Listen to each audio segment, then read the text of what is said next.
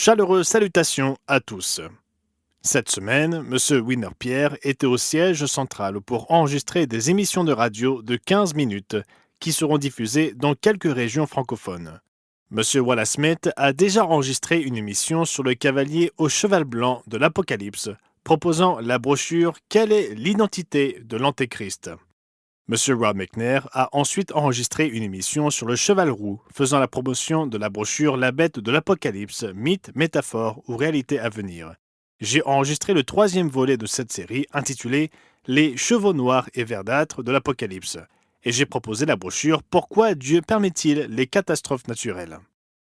M. Michael Haycoop rapporte que le vendredi 21 mars, M. Stuart Wachowicz a donné une conférence en ligne intitulée Devriez-vous faire confiance à la Bible?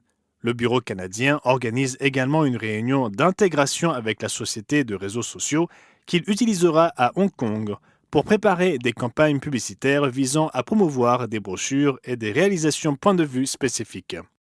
Chaque mois, une ou deux brochures et une ou deux vidéos seront sélectionnées pour la publicité et la première campagne devrait commencer entre la mi-avril et la fin avril. M. Peter Nathan signale que M. Rhys Ellis est sur la première étape d'un voyage qui le mènera à Madagascar pour la Pâque. Il a passé le dernier sabbat, il y a une semaine, en Côte d'Ivoire, avant de se rendre au Burundi, puis à Madagascar. Des prières pour sa sécurité et son bien-être seraient appréciées. Ailleurs en Afrique, M.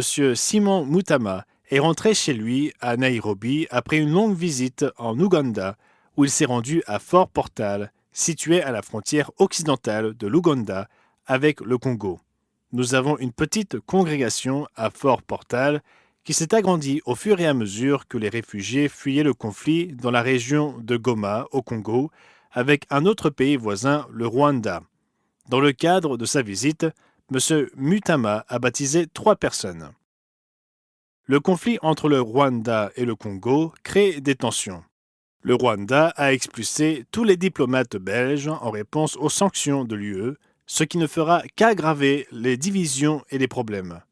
M. Nathan écrit que la Pâque, en revanche, évoque la fin des hostilités et des guerres. Elle parle d'apprendre à nous entraider mutuellement plutôt que de se servir soi-même.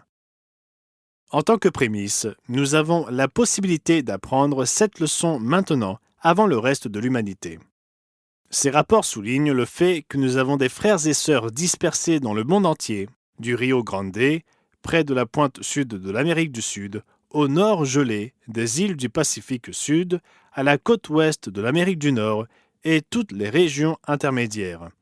Certains, comme nos frères et sœurs en Haïti, en Birmanie, également connus sous le nom de Myanmar, au Congo et dans les pays voisins, sont touchés par la violence et la guerre. Et cela ne tient pas compte des membres qui vivent ailleurs sur cette terre, où des actes de violence individuelle ou des conditions météorologiques dangereuses peuvent frapper.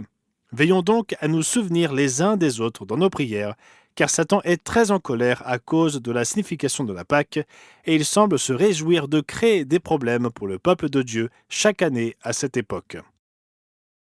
Nous nous souvenons peut-être, ou devrions-nous souvenir, des mises en garde de Paul citées dans 1 Corinthiens 11, verset 28. Que chacun donc s'éprouve soi-même, et qu'ainsi il mange du pain et boive de la coupe. Alors frères et sœurs, veillons à suivre ce conseil à l'approche de la Pâque qui arrive à grands pas.